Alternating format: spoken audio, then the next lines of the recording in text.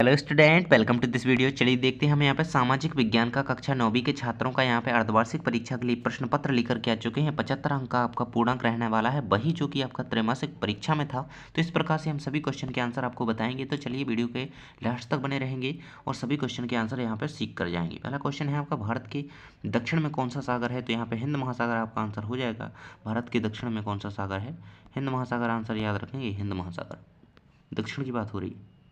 अगला क्वेश्चन है, नर्मदा नदी का उद्गम स्थल है।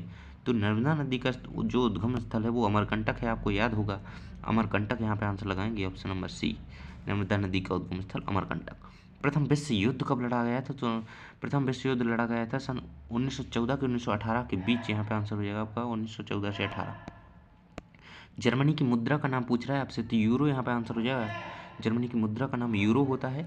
जैसे हमारे भारत की मुद्रा रुपया है, इसलिए इसी प्रकार से जर्मनी की मुद्रा यूरो है। यहाँ पे आंसर याद रखेंगे, यूरो।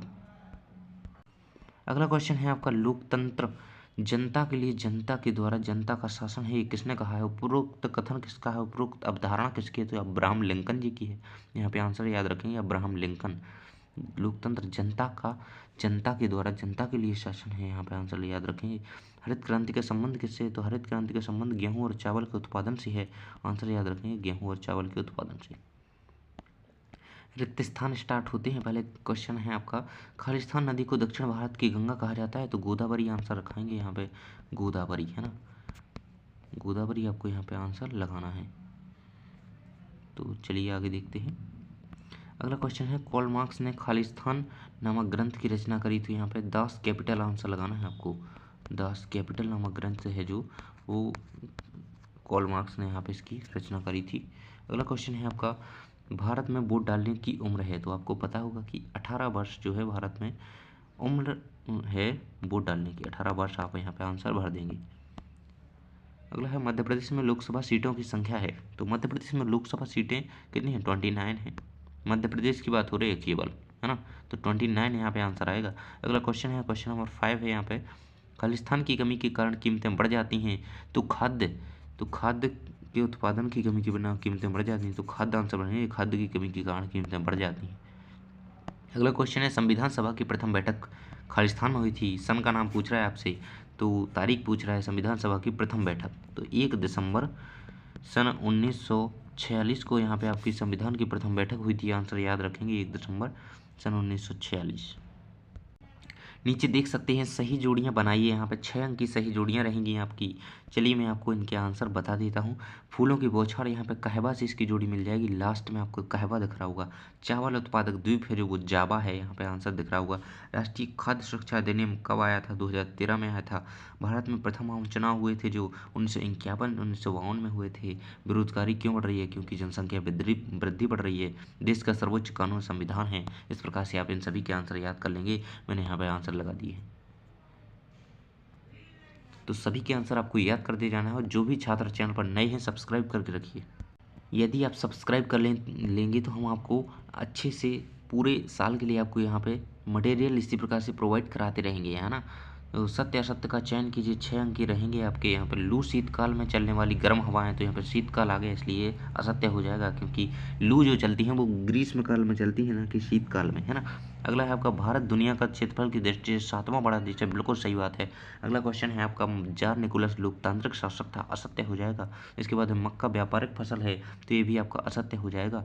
इसके बाद लोकसभा एवं विधानसभा के सदस्यों का कार्यकाल 5 वर्ष का होता है। बिल्कुल सही बात है।